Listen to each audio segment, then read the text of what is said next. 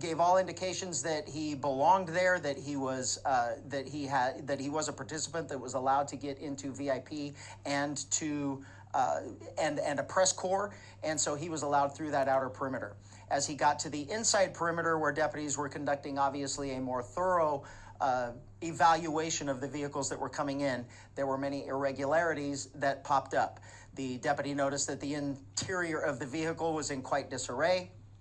The vehicle had an obviously fake license plate, and that prompted further investigation from our deputy into why the person was there and what he was doing. During that investigation, the deputy eventually found multiple passports with multiple names, multiple driver's license with different names. The vehicle was unregistered, and the license plate was what we in law enforcement would recognize as one that is homemade and indicative of a group of individuals that claim to be sovereign citizens, and assuming the deputy assumes that he was part of that identifying group. So during the investigation, obviously those identification documents were found, in addition to a loaded handgun and a shotgun. Obviously, this was before the former president arrived. The person was taken into custody. He was eventually booked into jail on those charges, and eventually he was released.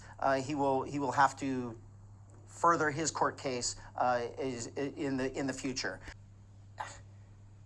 I couldn't care less what political party he belongs to. I honestly, I think that's the stupidest thing in the world, that we have to label something and we're labeling this as politics. He was a lunatic.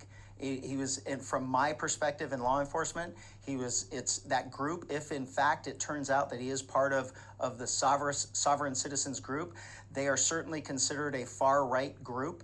I wouldn't, in my own personal belief, I wouldn't say it's a militant group. It's just a group that doesn't believe in government and government control. So we're getting there. What we do know is he showed up with multiple passports with different names, an unregistered vehicle with fake license plate, and loaded firearms. If you're asking me right now, I probably did have deputies that prevented the third assassination attempt.